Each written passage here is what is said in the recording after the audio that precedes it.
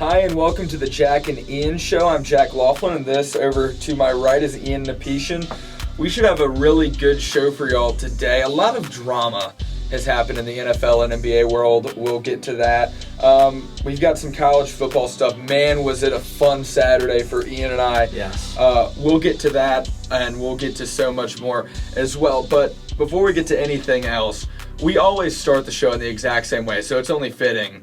We start the show like we start every other. Yep. So let's go ahead and kick this thing off with some NFL notes from the weekend. Yeah. So again, thank you guys for tuning in again for this week of the of the Jack and Ian Show. Oh my gosh. Of the sports show. But yeah, so again, we're show with Jack and Ian. Yeah, but we're gonna start off the show again with the players of the week, and the first player of the week on our list is someone that's returning from injury. He's kind of had an injury-stricken season this year, and that guy's George Kittle.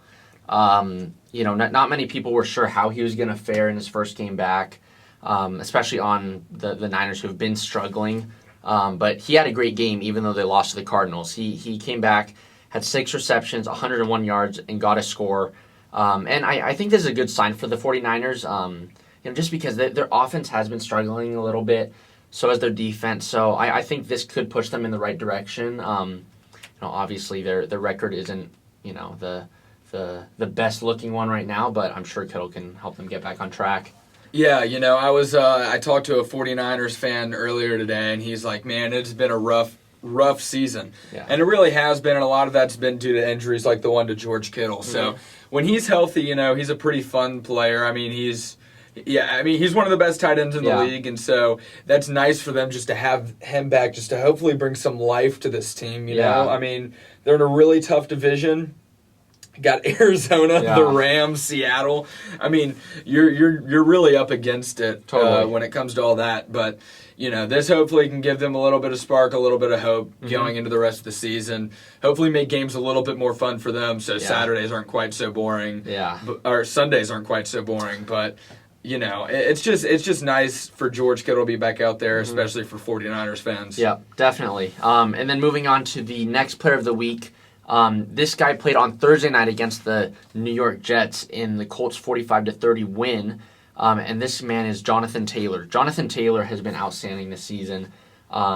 He's been the entirety of the Colts offense, in my opinion, him and Michael Pittman. And on Thursday Night Football, he showed that. He had 19 carries, 172 yards, and 2 touchdowns. That was just a great performance. Yeah, listen, you look at the final score and it's 45-30, and you assume, A, it was decently close, and B, that there were a lot of points, therefore it was fun. Yeah. It was one of the most boring, high-scoring games I've ever seen in my life. Yeah. That's very, very rare to have a game where both teams score over 20 points and it's boring. Yeah. Like, that rarely happens. But this game was intensely boring. Right when Mike White went out, it was really downhill from there. Jonathan Taylor obviously had a great game, but that was just because the Jets' defense was terrible. Yeah. They could not tackle anything. No. I mean, it was really, really bad. The Jets' defense absolutely just, talking about running lanes. There were holes everywhere. I mean, it was really, really bad from the Jets. Really bad performance from them. Really what happened was the Colts got up 45 to it was 13 or something. Yeah. And then they quit caring, and then the Jets came back and scored a bunch of points in the fourth quarter or whatever. Yeah. That game was the thing that was on. So I watched, I know you watched it, but goodness was it boring. Yeah. Normally, a 45-30 score line is okay, that's a shootout. No, not at all. It was horrific. It was pretty much one-sided for 3.5 quarters, and then, the Jets just went in. And it was also the Jets and the Colts have been fun since Andrew Luck, and the Jets haven't been fun in an eternity. So it was just. You would expect for better primetime games. Hopefully there are in the future, but. Man, this game was not it. Yeah. But one game that was exciting, though, as we get to the game of the week, I picked out the Vikings against the Ravens in the 34-31 overtime win for Baltimore. I thought that was a really good game. It was exciting, at least, because it went to overtime. I didn't feel like there were many other games this weekend that were super, enthralling. I'm like, oh, man, what a game that was. But this game was probably the most interesting out of the bunch. I mean, Lamar Jackson had a great game. Passing wise, he had 266 yards. He had 3 touchdowns. He did have 2 picks on the day, but he also had 120 rushing yards. And he was kind of doing it on both, not both sides of the ball, but both passing and running. So yeah, talking about game of the week. It's overtime. What else do you want? It was a pretty dry week, if we're being honest. Like, it was pretty bland. Yeah, there wasn't a ton of games where you're like, man, that was an absolute thriller. But it was all right. This game particularly, obviously, was pretty good. Lamar Jackson, he's just a fun player. Oh yeah, he's just a fun player to watch, and so that just made it a very fun game. Just the fact that he was involved. The Vikings have had a pretty decent year. So, it was a pretty fun game in a week that not really all that much was going on in the football world. Yeah, and also, the Ravens just attacked with the running game. They had 247 total rushing yards. If you look at the stat lines, Lamar Jackson averaged 5.7 yards per carry. Devonta Freeman averaged 6.1, and Le'Veon Bell averaged 4.4. When you're averaging those types of numbers per carry, you ought to win. There's no stopping that. So the Ravens played to their strengths, even though they're playing with 2 running backs that were not on the roster to start the year with. But hey, they got the job done, so that's all that matters. Yeah, no, I agree. That was all that matters, is getting the win at the end of the day. We also got some upsets of the week. Yeah. Giants beating the Raiders. Yeah. That made your Sunday pretty painful. Yeah, that was painful. I think we definitely saw the effects of not having Henry Ruggs as an option, especially for the deep ball. Again, I've talked to a lot of people about this, and I'm sure I've told you, but Henry Ruggs doesn't always have the most beautiful stat lines, and he's not always incorporated into the offense. But the thing with him is that his speed and the possibility of him getting open downfield opens up so many other avenues for other receivers throughout the game. And I think we saw that this weekend, because every pass Derek Carr made was, it felt like within 10 to 15 yards. He didn't take one deep shot like he would with Ruggs, which is understandable because your deep threat isn't there.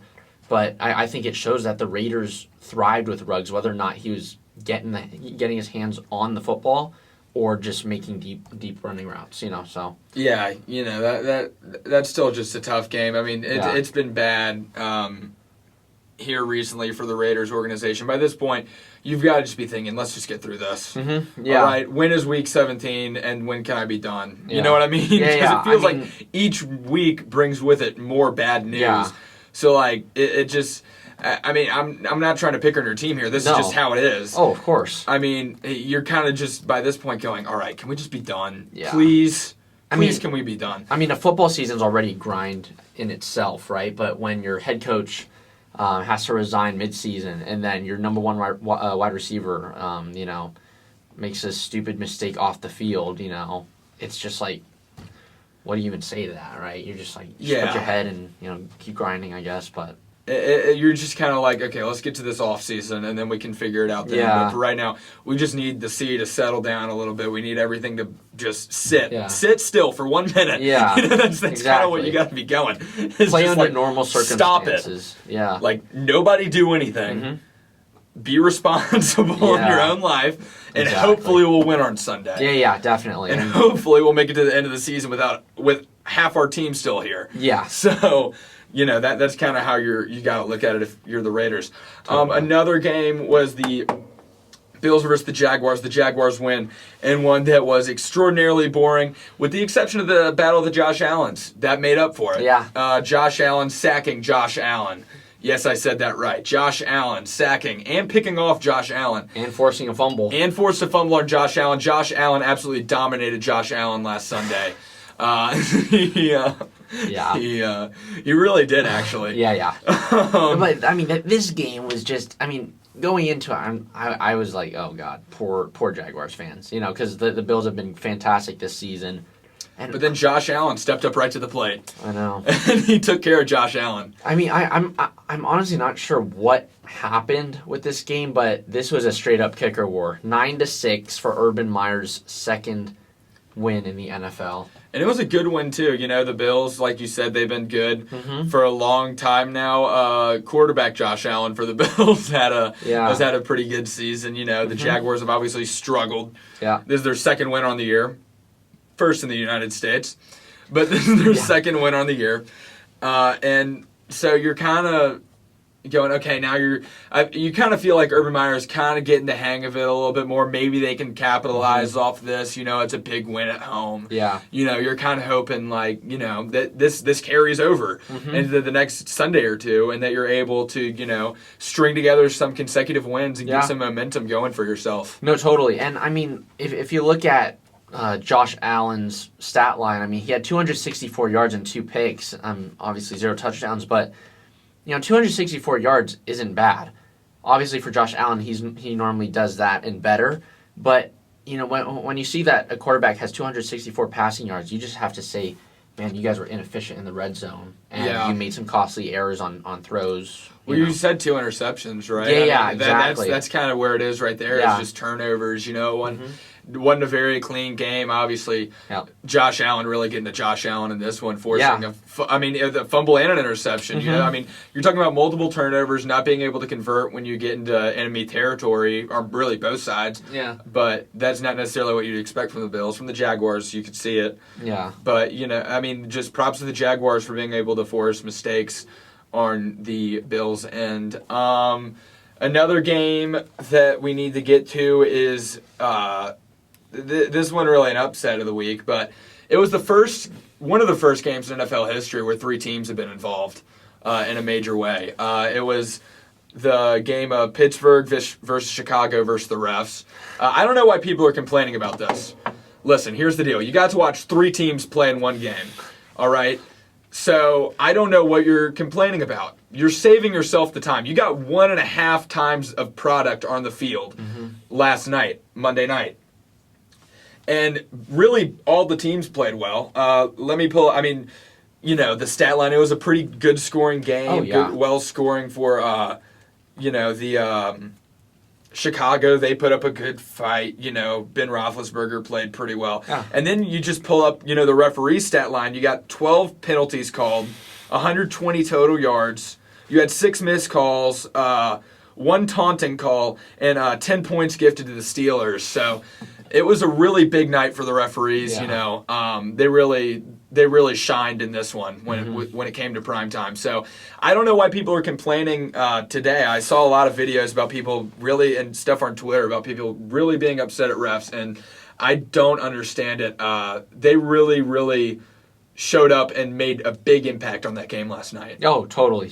I mean, again, this game was a great game. 29-27. It came down to the wire. But just overshadowed by the amount of penalties. It's just like, look, I mean, I get these refs have to do their jobs and certain things, but it's like, let the game kind of take its own course. Right. Don't be like, holding every single little call.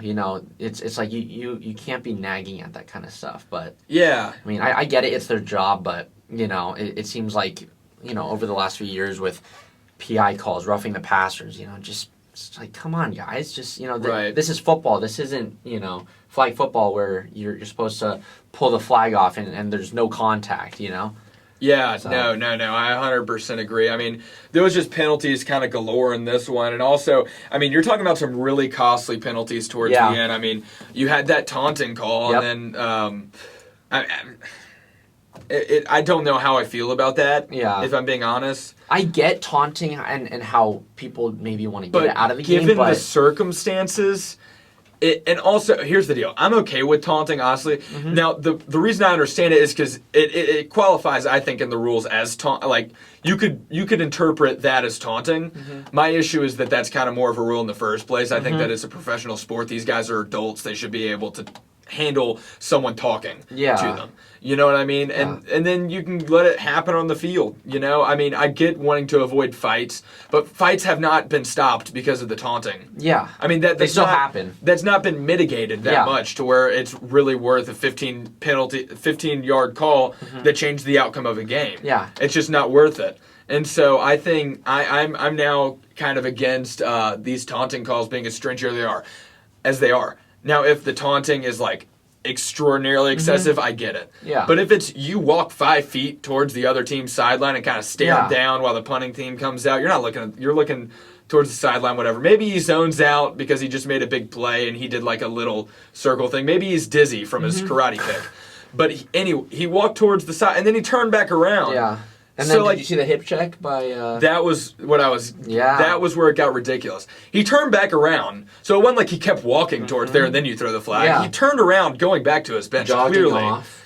And then, but the dude was still... That's what he claims to have thrown the flag about. Now, the ref then hip checks him. Yeah. He's running behind him, clearly trying to avoid the ref. Yeah. And the ref grabs for the flag and then bumps into him. Exactly. And that was where I was like, okay, if you're a referee, taunting aside, you should not be... Shame on you for that.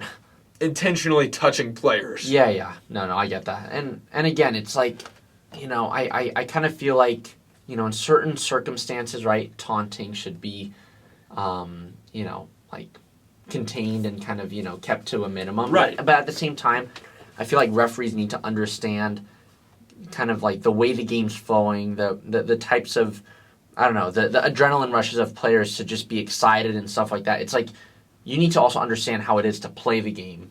Just because you're a ref, it doesn't mean you know every single aspect about the game. And also, it doesn't mean that you necessarily stick to the rules exactly. Rules are left up. They're referees for a reason. It's because it's left up to interpretation. Mm-hmm. There's no, like, robot, like, every time this happens, that's automatic. If, like, an offensive lineman holds a little bit, they might not call it every time. Because it's just a little hold. Like, they'll call it if it's bad holding every time. And they'll call it if it's a little holding sometimes. But sometimes they won't call a little holding. Yeah. Just like they shouldn't call a little taunting every once in a while, It should be left up to interpretation. Yeah. Referees should not take rules extraordinarily literally every single time. They should take them a little bit more with a grain of salt, in my opinion, and kind of let the teams decide the outcome of the game. Yeah. I think that's what we as fans at the end of the day want. We don't want the referees to be as involved as they were last night. We want the teams to be able to figure it out kind of amongst themselves and, kind of come to a victor naturally instead of it kind of having this kind of predestined outcome because the refs are involved. Yeah, and I mean, I'll just say this as the last thing on the topic, but just be consistent, across the league. Just be consistent with your calls. If you're going to keep calling, kind of soft, hits against the quarterback, then always call them. Don't, call it here and then... If it happens to someone here, they don't really call it. Or for PI calls, right? If you see both the defensive back and the wide receiver going at it, don't call it because it's 50-50. But then if, I don't want to see this come a few weeks down the line and then they're like, oh, well, the wide receiver was trying to catch the ball and the defender was kind of going at it with him too, so we'll still throw the flag. Just be consistent, and I'll just leave it at that. Yeah. I mean, you mentioned, like, this is, again, the last point, but you mentioned, like, roughing the passer. Like, if Kyler Murray gets hit versus if Lamar Jackson gets hit, that is in the pocket. That's a major difference. Both are running quarterbacks. Both are mobile. The difference is Kyler Murray looks like a 7th grader and has the body of one. And so when he gets hit, it looks vicious every time. Yeah. And then if Lamar Jackson gets hit, he's a big athlete that's mobile and really athletic. And so he can take those hits. It doesn't look nearly as bad when he gets hit versus when Kyler Murray gets hit. And so you're less likely to get a call if you're Lamar Jackson than you are if you're someone like Kyler Murray. And that's kind of unfortunate. Yep. Anyway, moving on. That's kind of, I think, what we got for the NFL this week. But we also were Ian and I both were at a game last Saturday. We have to bring it up because, my goodness, it was one of the most entertaining games I believe I've witnessed probably in my lifetime. We got to see the game between TCU and Baylor. Baylor came in, I believe, ranked 12th in the country. 14th in the 14th. I thought it was 12 for some reason. Oh, I could be wrong, but I was pretty sure it's 14. Yeah, look it up real quick because I don't want to shortchange TCU in any way. They might be what are they? Well, they're 18th now, but I don't know. I think they were 12th, or I think they were. I'm almost positive they were 12th. Okay. I know they dropped because they lost, but I think they were 14th or 12th, whatever. It doesn't matter. Point is, they were a one-loss team. And TCU has had an extraordinarily disappointing season on the year. They were 3-5 going into this game. Your starting quarterback's out. You're having to start Chandler Morris. He was a question mark coming into the game. Zach Evans was out. You had another running back out.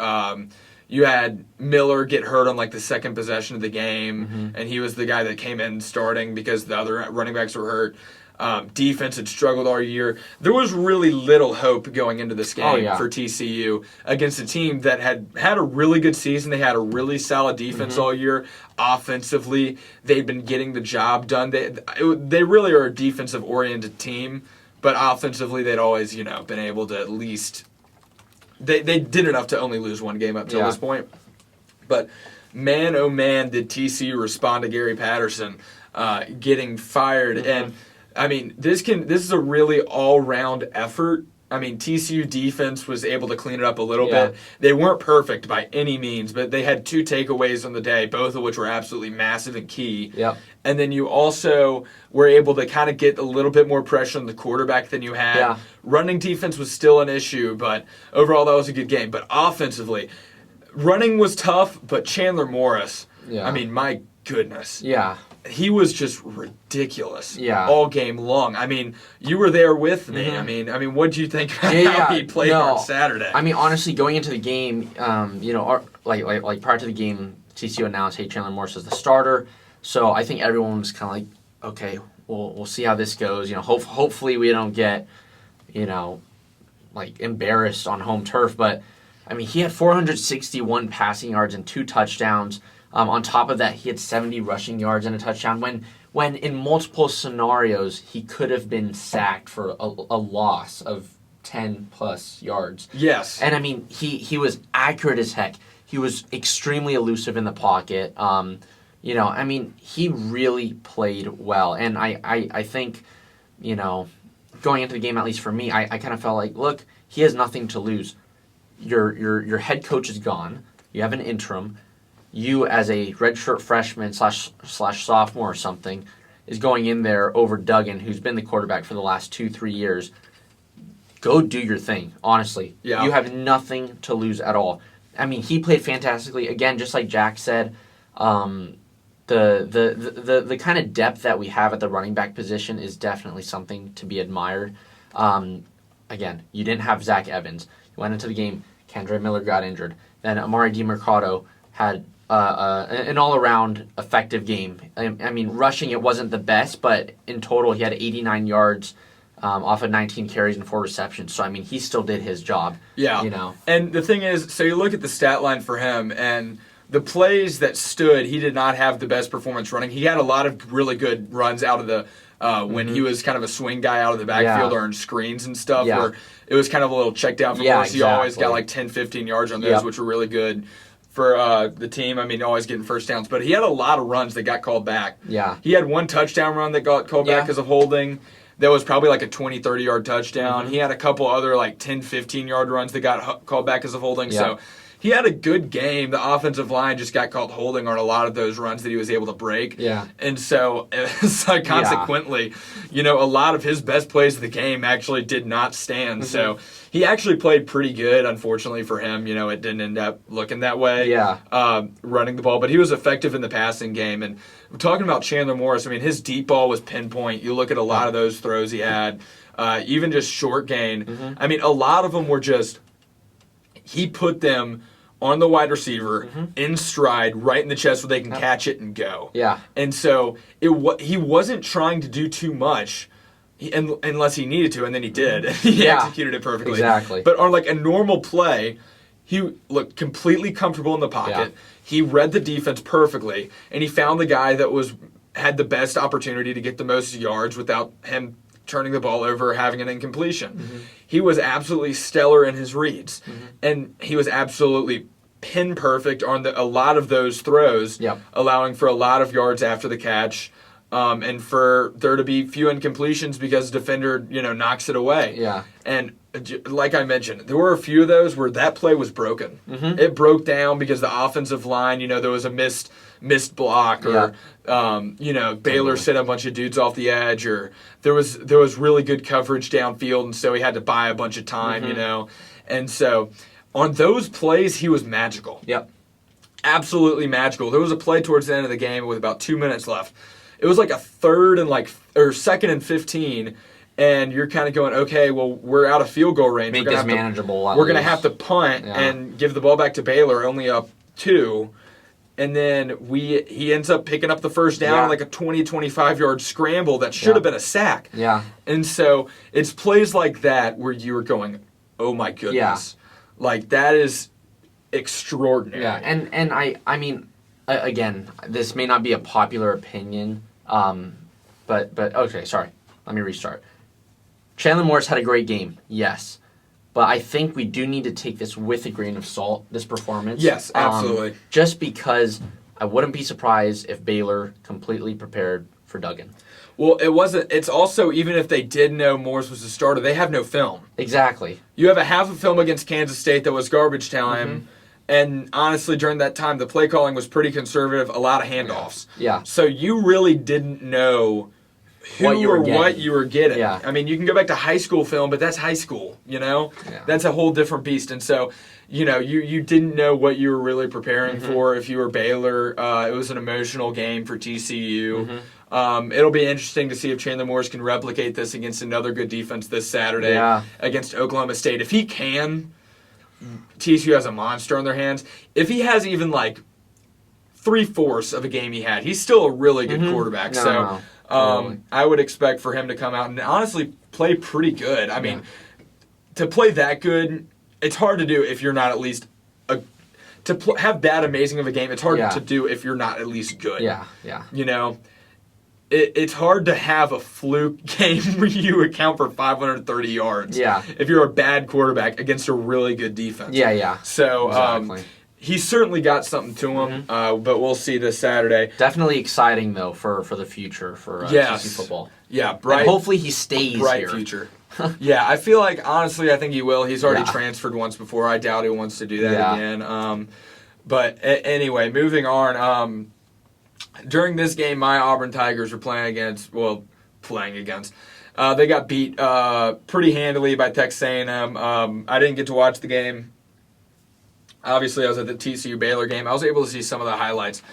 Texas A&M has had a really good season so far. They are kind of able to control their destiny in the SEC West. Now, when you look at the SEC right now, Georgia has won the East. They're in the SEC Championship. That seems pretty guaranteed. And then you look at the West, and now that Auburn lost, Auburn's third in the West. Texas A&M's second, Alabama's first. Alabama's one loss to Texas A&M. Texas A&M, unfortunately for them, has 2 conference losses, meaning they need Alabama to lose one more conference game. I think there's a possibility that Alabama does not make the SEC Championship and Texas A&M does. Texas A&M needs Alabama to lose to either Arkansas or Auburn. Auburn seems to be the more likely of the two. Alabama has struggled for really the last decade whenever they've played in Jordan-Hare. That's just been the way it is. It seems like Auburn, no matter how good or bad the year is, they're able to find a way to ruin Alabama's season that year. They just are. They get up for the game. That stadium is packed. It's jumping. And it's a hostile environment. And somehow they're able to get it done. Now, Gus Malzahn is not the coach at Auburn anymore, so we'll see what happens. That's where it gets interesting to me.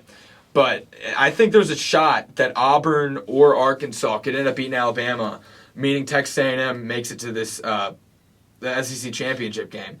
That said, there's still an equally good chance that Alabama wins out and they have nothing to worry about in their SEC Championship game against Georgia. But there's that chance that what seems to happen so often where Auburn is able to just ruin Alabama's season, like a 9-win Auburn team, 10-win Auburn team, able to just destroy their season in the last game of the year. It seems to happen too often to ignore.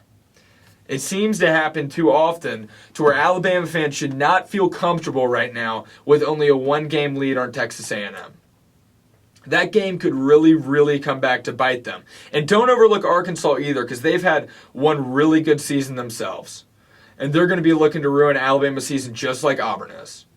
And so that should be really interesting to watch as this college football season kind of winds down. Yeah. And then you kind of have another scenario just like this if you go to the Big Ten East. In the Big Ten East, you've got Ohio State, Michigan State, and Michigan. Michigan State has a win over Michigan, and Michigan State just lost their first game this last weekend. So Michigan State now a one-loss team. By no means are they out of it. Because the interesting thing is, in the last 2 weeks of the season, and by the way, Ohio State, no conference losses, though they are a one-loss team. So Ohio State leads the East. I believe second right now is Michigan State. Third is Michigan. Because Michigan State is the tiebreaker over Michigan. So really, either of these three teams could win the Big Ten East with only 3 weeks left in the regular season. So this is why it gets interesting. 2 weeks from now, Ohio State plays Michigan State. If Michigan State wins that game, then Ohio State has one conference loss on the year, and it looks like Michigan State would still go to the Big Ten title game, presumably, if they win out, if they don't lose the next week. Now, if Ohio State wins that game, that then means that the winner of Ohio State-Michigan would go to the Big Ten Conference Championship game, should those two teams have not lost any other games until then. So it gets really interesting. Both those games that Ohio State's involved in will dictate the outcome. If Ohio State wins out their end, if Ohio State beats Michigan State but loses to Michigan, Michigan's in. If Michigan State beats Ohio State, Michigan State's in. So all this rides on how Ohio State performs. Yeah. A team that has not lost since really week 2 in the season. So those two games in the last 2 weeks of the season for the Big Ten East are going to be massive. They should be extraordinarily fun. These teams have been extraordinarily good all season. It should be so much fun to watch. This is where college football gets so interesting, when there's that real final push to try and make those conference championship games, to become conference champions, and then hopefully get a spot in the college football playoff to win a national championship. So if Ohio State wins out, they're in. Michigan State beats Ohio State, they're in. Michigan beats Ohio State after Ohio State beats Michigan State, Michigan's in. So there are 3 scenarios where 3 teams can get in, and man, should it be fun. Yeah. Because that Michigan has already played Michigan State, and that was so close. So I have high expectations for the end of Big Ten play in that conference. Yeah. There's also that's what I got for college football. Mm-hmm. We would be remiss if we didn't mention that college basketball started tonight. Yeah. This is just a passing thing real quick. A lot of teams have played nobody, so there's not a whole ton to talk about here. I saw earlier, let me see, I got the notification a minute ago. Kansas beat Michigan State, looks pretty handily, 87-74. Kansas going to have a good year this year. They're number 3 in the country. They should be a fun team. College basketball is so much fun. And then to prove it, tonight, I don't know if you saw this, but I'll just tell you how the game ended because it was so entertaining. If you, the viewer at home or listener, have not seen these highlights, look up the end of this game because it's wild. Akron, Ohio State. So Akron had the ball down 3. They have a guy pull up from 3-point line with like 6 seconds left. Dude in his face. He makes it but gets the and one. So he has a 4-point play with like 6 seconds left in the game on the road against a top 20 team in the country. Jeez. And the dude makes the free throw to go up 1 with 6 seconds left. Ohio State comes back down, gets a layup at the buzzer. And so it is an absolute, like, holy cow. Ohio State should have lost to Akron. Akron, a team that they should have blown out. Akron fought back. They were down double digits at one point. They come back, fight back in the game, take the lead, and on a miraculous play with 6 seconds left, they knock down the free throw. You think it's a miracle, type of Cinderella type of thing that you see in March Madness or something. But then Ohio State comes back and spoils Akron's big night. Wow. That was a fun one. That was a fun one just to see those highlights of. Getting into other basketball stuff, the NBA. Big night in the NBA last night. A lot of drama happened. I guess we'll talk about your team first, and then we'll get to another team in a second. First, we'll talk about Steph Curry and the Golden State Warriors. Yep. So first off, I believe we can go ahead and announce this. We've already announced it on our Instagram page. Bob Fitzgerald will be joining us on the show. Yep. We're doing another guest show, kind of like how we did on the Prowl, but this time Ian will be there. We're doing that this Saturday. Yeah. Should be out Saturday afternoon, Saturday night, Sunday. And we're extraordinarily excited about that. He's been involved in this Warriors organization for about 2 decades now. And he should be enjoying life because, my goodness, the Warriors have had a great season so far. Steph Curry last night, in 35 minutes, had 50 points. Yeah. Ian, how you feeling about your Golden State Warriors? Honestly, I couldn't have asked for a better start to the season. Again, going into it, I wasn't really sure how it was going to be. Obviously, you have more of the main guys back. Klay Thompson's hopefully coming back soon. So, I mean, things are looking on the up. But no, Steph Curry's been outstanding for us. He's been carrying us, but also alongside him is Jordan Poole, who I think doesn't get enough credit. Well, he doesn't get the credit that he deserves. Yeah. I mean, he's been performing really well this season. The Warriors are 9-1 right now, best team in the West, best record in the entire league. But yeah, and also, again, they're doing all of this without Klay Thompson, so I think that's definitely something to consider. He's supposed to be back anytime now, so. Well, yeah, I mean, within the next few months, you expect him to come back. I mean, he's endured so much injury stuff, you know. You can't expect him to come back and be himself immediately. Yeah, Now, we saw not. with Kevin Durant that he was able to make a full recovery and then some. So, expectations for Klay Thompson should not be low. I mean, even if he's standing in the corner on offense and just able to spot up shoot because Steph Curry's quick, he drives, kicks it out, boom, wide open three, he'd still be extraordinarily deadly. Yep. So, just getting him back in general, I mean, he'd be an extraordinary, guy to get back. But then you mentioned Jordan Poole, a guy out of Michigan is, I think, third year now. Is he third year? Third. I didn't know if it was third or fourth. Yeah. I thought it was third. No, third. A guy that he was really good last year, and a lot of people did expect him to make kind of a type of leap this year. He's kind of been able to fill a lot of the scoring void that Klay Thompson kind of left. Obviously not nearly as well or efficiently, but it's kind of been by committee, and then Steph Curry's kind of been playing out of his mind, and then Jordan Poole's kind of picked up the slack as a kind of another guy that you can go to off the bench, kind of a sixth-man Lou Williams type of guy. He's been really good for them.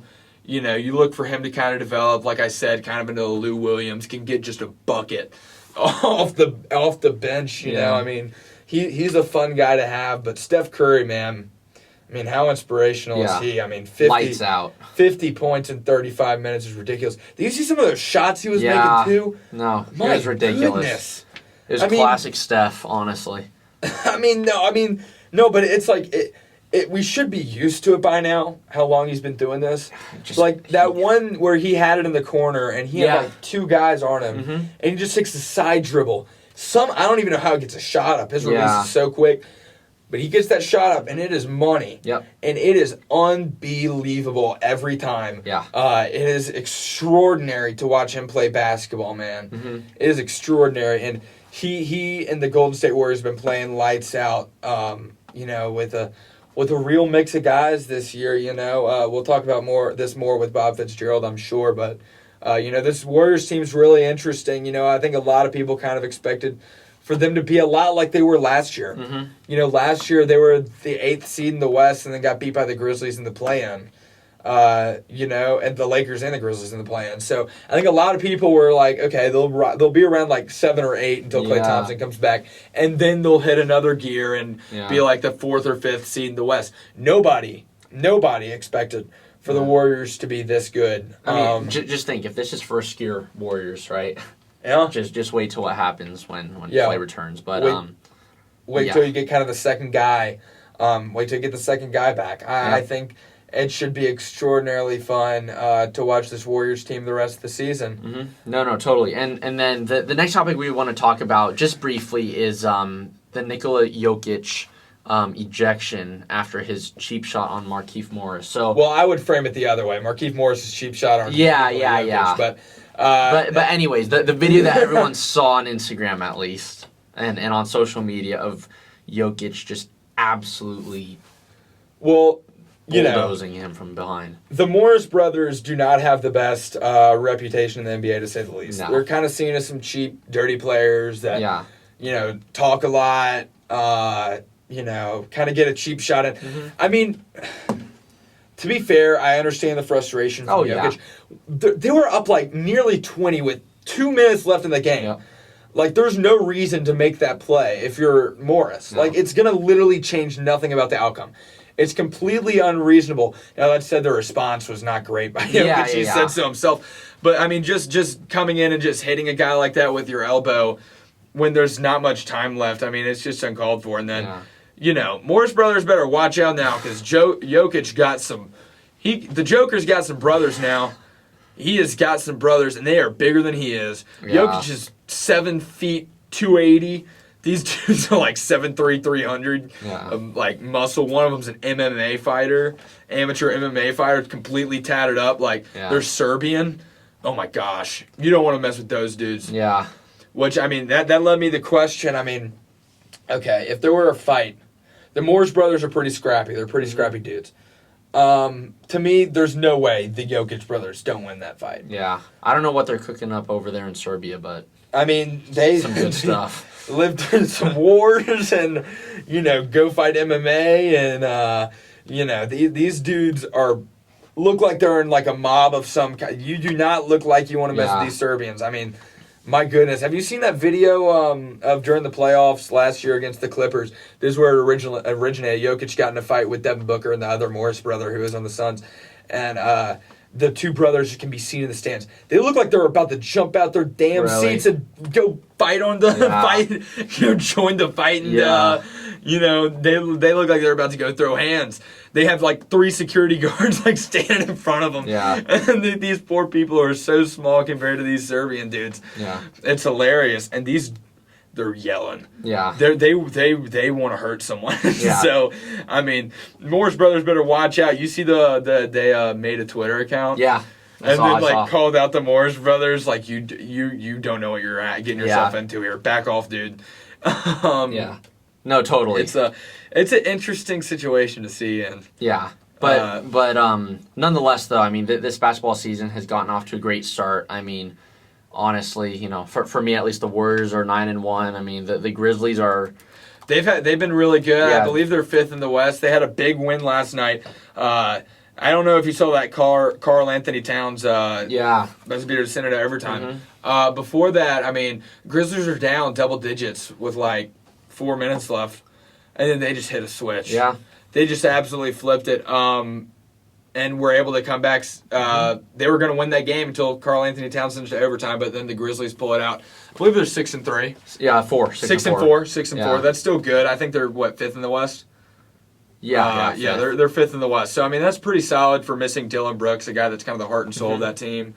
The Jazz, Mavericks, Suns, and the Warriors, of course, all in front of them, also having good seasons for themselves. Yeah. It's been a fun season. Yeah. There are a couple teams that got to figure it out, like the Lakers. Russell Westbrook, my goodness. I'm a Russell Westbrook guy. Are you? I've always been a guy that's been with him. I thought he plays with heart. I thought he plays with energy. Oh, yeah, he plays with heart and energy. He gets it done, but no, that's kind of what I like about him too. He's got some attitude to him, and he makes the players around him better. Yeah, I truly do believe that. But man, has that been rough with the Lakers so far. It's been bad. Yeah, it's been bad, and then at least they're not the bottom of the West like the Pelicans. My goodness, they suck. Yeah, Pelicans suck, and then Timberwolves, the team the Grizzlies beat last night. I saw a thing today that said. This explains how the Grizzlies came back so easily.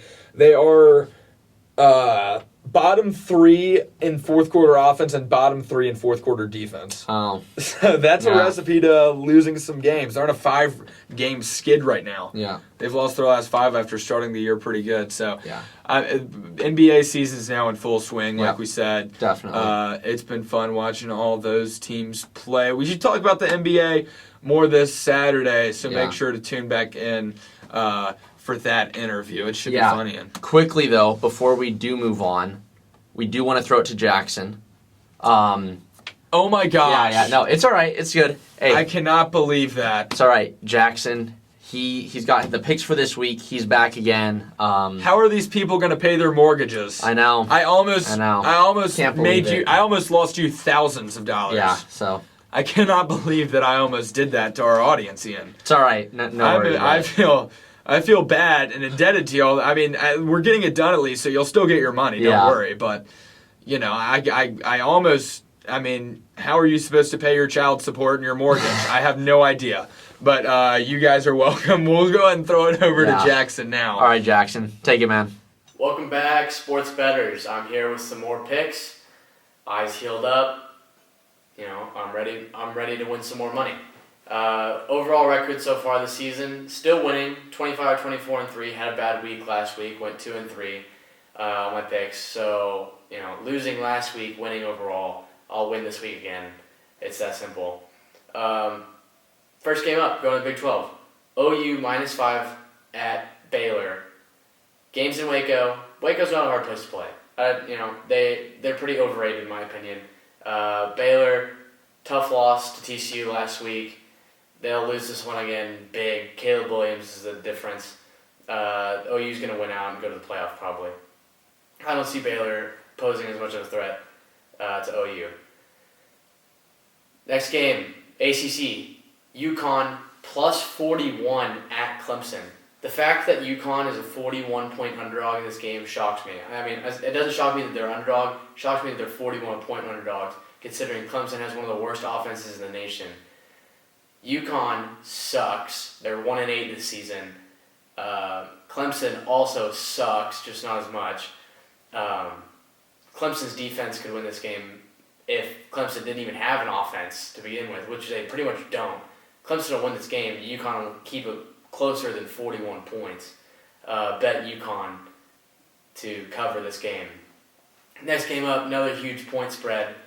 Purdue +19 at Ohio State. I don't understand how Vegas can put them at +19 after beating 2 top 5 teams. Ohio State ranked number 6 in the country. Who knows? Maybe Purdue has it in them again. I thought Purdue was due for one upset a year. They obviously proved me wrong last week by beating Michigan State. I'm taking Purdue +19 this game. I think they'll keep it to within touchdown. Next game up, Maction. First Maction game of the year that I've picked. This is a Wednesday game, so you're going to have to get your picks in quick. Central Michigan -2.5 versus Kent State. Central Michigan beat their rivals, Western Michigan, last week on 2 punt returns. Who knows? They could do it again this week against Kent State. You never know what happens in Maction. It's magical. I'm taking Central Michigan -2.5 this week versus Kent State, though. Last pick in the SEC, South Carolina +2 at Missouri. Not sure how South Carolina is a 2-point underdog in this game after beating Florida the way they did.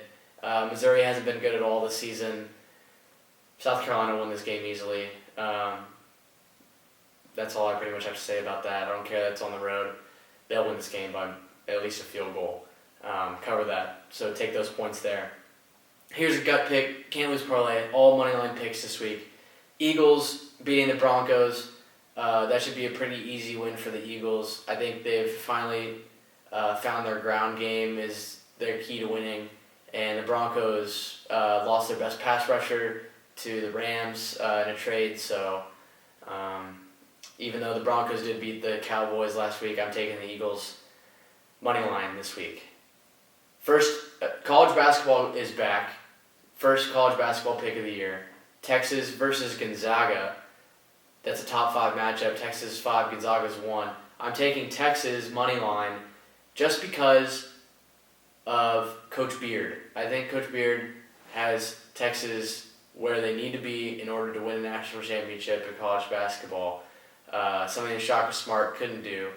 But I'm taking Texas versus Gonzaga. I think this game's gonna prove that Texas is a real contender for the national championship. Last game, going to international soccer, money line pick, England versus Albania. It's coming home. This is a World Cup qualifier. But, yeah, it's coming home this year, or next year, I guess, World Cup. England's winning the World Cup next year. It's coming home. They'll show it this weekend against Albania. Should be an easy win. My prediction's at least 3-0. Harry Kane scores twice. England versus Albania, easy money line pick. Those are my picks this week. Thanks for watching. I'll see you next week. All right, Jackson, thank you for those picks. And again, make sure you guys listen to Jackson. He knows what he's doing. He'll bring you guys the big bucks.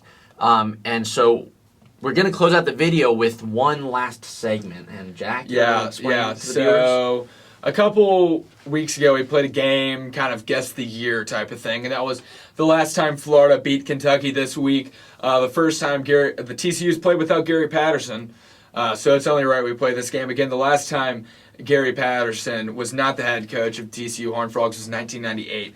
So we'll take us all the way back to 1998, and we'll see how well you know stuff. All right. This one, you'll get it, I think, after enough hints. What do you think was the top grossing movie in 1998?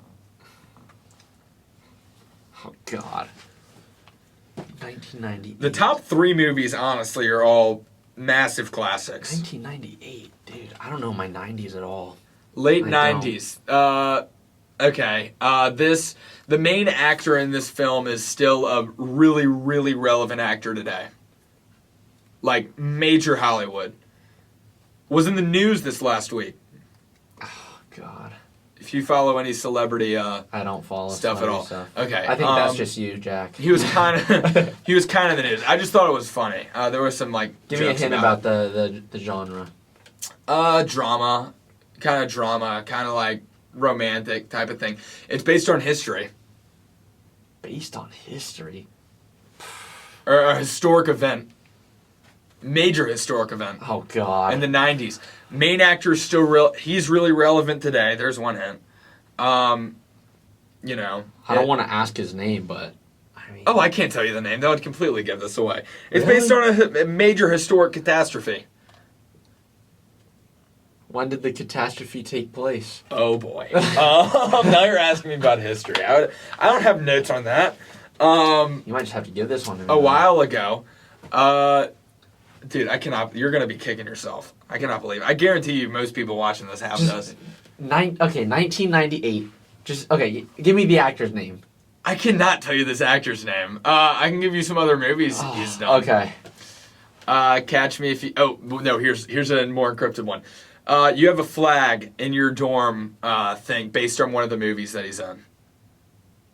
Oh, Titanic. Yeah, it's the Titanic. It's the Titanic. Yeah. Oh my gosh, yeah. Other 2 main movies, Armageddon and Saving Private Ryan was number 3. Titanic was number 1. Yeah. And for folks back home, the flag that Jack was referring to was a picture of Leonardo DiCaprio in The Wolf of Wall Street. Yeah, I couldn't tell you it was Leonardo DiCaprio. That would completely give the movie away. I know. Yeah. God, Titanic, man. Oh yeah. We'll stick with 1998. The Billboard Music Awards named this person Artist of the Year. Big 2000s pop, kind of poppy. Has some pretty pop. Yeah, you would know this. Do you know who this dude is? 1998. He doesn't go by a normal name. Like his name is not like his name. He has a stage name. It's like one word, too. I'll give you that much. I want to say Prince, but I don't know. No, not Prince. Yeah. Probably just looked like a dumbass, but... When did Prince even die? Was that 2016? Yeah, it was 2016, something around there. So. No, not Prince. I'll go ahead and give it to you. The answer we were looking for was Usher. Oh, yeah. There's no way there's no way you would have gotten that. That's why I was not going to do that.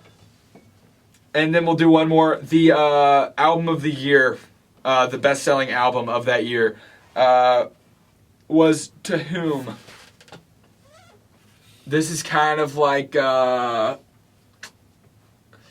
don't know. I don't know what really to describe that. Let me look up the genre of this. Thing is, I mean, from what I can remember, 90s music just sucked. Oh, no, I like it. You do? Yeah. I like some of the punk rock, some, but... Even but like a lot of the pop, kind of R&B type of dance stuff I like. 1 second, I'm about to look up the genre. I just want to get the genre exactly right, because I'm like, oh goodness. It's, okay, so it was the debut solo album, released in 98. R&B, that's what I was probably going to say. But it's also based in like hip-hop, soul, and reggae. So it's kind of all those. And this is her first album. It's a long album, too. It's an hour, 9 minutes. I have no idea. Yeah. I feel like when you say it, I'm just going to know. I mean, I don't know. I don't know if you might. You probably should know this. It was a massive album. The Miseducation of Lauryn Hill. Is what we're looking for. You would probably know a lot of it. Here, let's see if like you've ever seen. This is the album cover. If you've ever seen that. Nah, really? I haven't. Yeah, Miseducation of Lauryn Hill, what we're looking for. All right. Might as well go ahead and give you that. That was 19... I've got a Miseducation of 1998 for that, but... Yeah. That kind of wraps up that about... Yeah. Last time, TCU was out, Gary Patterson, Titanic, was top of the movie world. Yeah, and Lauryn Hill and her debut album, 23 great major years splashes. ago. Usher, musical artist of the year. That's I think what we've got for the show today. Ian, you can go and totally. call it. Yeah, so folks, again, thank you so much for tuning in to this edition of the Jack and Ian Show. Again, thank you so much for all your support. Thank you for coming back and watching us. If you're new, make sure to subscribe down below. Check us out on YouTube, and also make sure to check us out on Spotify, as we recently got onto that platform. Again, as Jack said earlier, we're super excited to be welcoming Bob Fitzgerald onto the show this Saturday. So hopefully the video will be up either Saturday night or Sunday morning. But yeah, that's all we've got. Anything else, Jack? Nope, that's all we got, Ian. All right. Hey, see you guys later. Thank you.